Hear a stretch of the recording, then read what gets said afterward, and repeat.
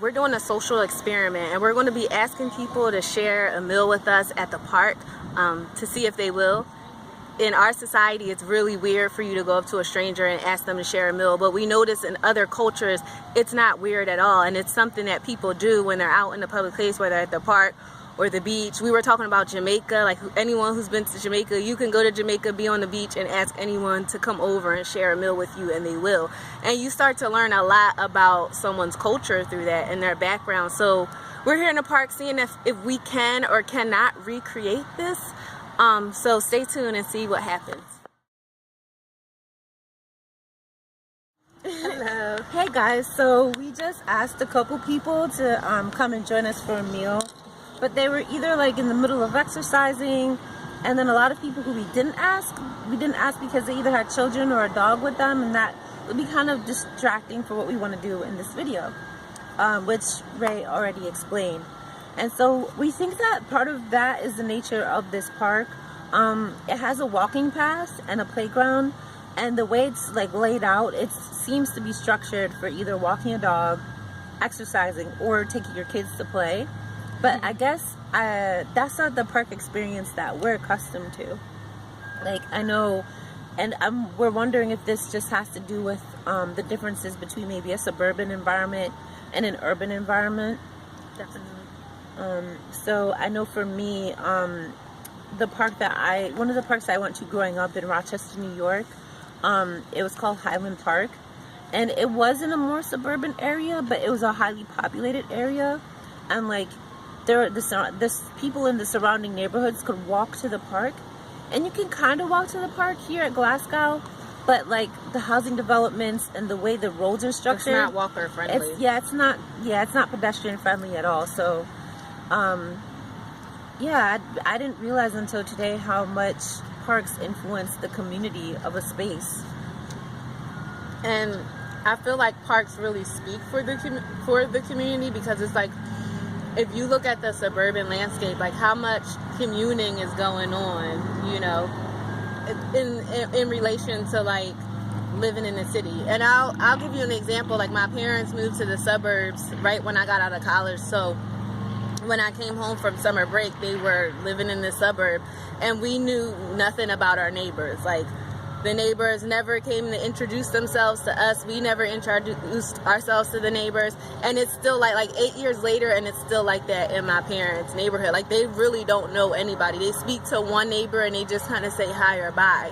Whereas when we lived in the city, it was like we knew our neighbors. Like, we can go ask our neighbors for sugar. Like, everything you think of growing up in the city, sitting on the porch till 3 o'clock in the afternoon. If you're barbecuing, people just come over. Like, you don't even have to invite them, and they're just like, okay, I'm at your barbecue. So it's really different, the urban and suburban landscape, when it comes to like connecting with people, and especially in our society in the States. Like I said, I want to go back to like when my experience in Jamaica, just being on the beach, like people who were from Jamaica would just come up to us and speak to us, and we would wind up like sharing a meal with them and learning about Jamaican culture through sharing a meal. And I just don't see that here. Right now, it doesn't really feel like we asked 2 people, and they said no, like they couldn't, they were kind of walking, but it felt really awkward and weird just to even go up to them and be like, do you want to share a meal? And it shouldn't be that way. It shouldn't be that way at all. Like, everyone associates sharing a meal with like love and like a good time, and it's like, why do I feel like I can't share that with everybody? Yeah, I was just thinking about the neighborhood I grew up in until I was 10 years old. For those of you who live in the Wilmington, Delaware area, my neighborhood was similar to maybe North Broome Street and 21st, like that area of the city. My neighborhood growing up was just like that. So although it was not necessarily apartments, there were a lot of 2-family homes and houses, but the houses were so close to each other, and we were like 2 minutes away from center Rochester, New York. So it wasn't urban, but it wasn't suburban either. All that to say, my parents knew at least 3 families on our street. If I was locked out of the house, I could walk across the street to our neighbors.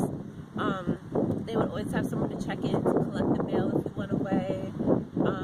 There were just people could trust. And that was especially cool because, you know, I was a 5-year-old girl. Funny story, I wandered away from home when I don't have this memory, so I must have been like 3. And we lived in such a neighborhood where the mailman.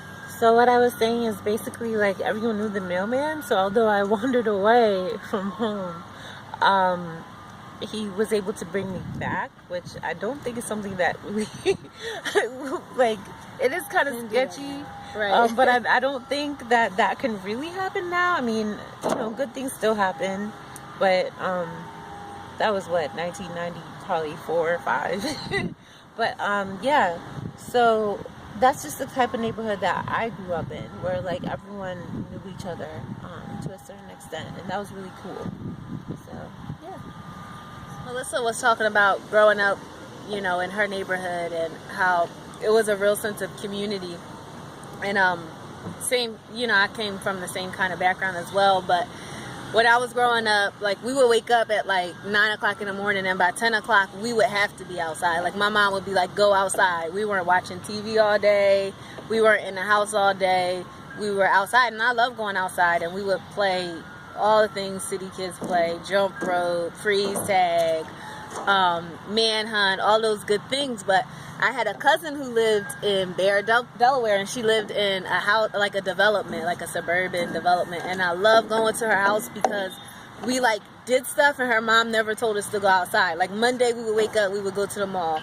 Tuesday we would wake up and we would go to a carnival. Like, Wednesday we would wake up and go bowling. Like, we were always doing something every single day. And then the days that we weren't, we could go in her pool, or we could play basketball on her court that she had in her driveway.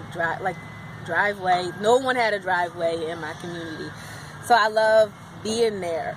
But now that I'm older, I really appreciate my upbringing because it forced me to use my imagination, and it forced me to like connect with people in my community.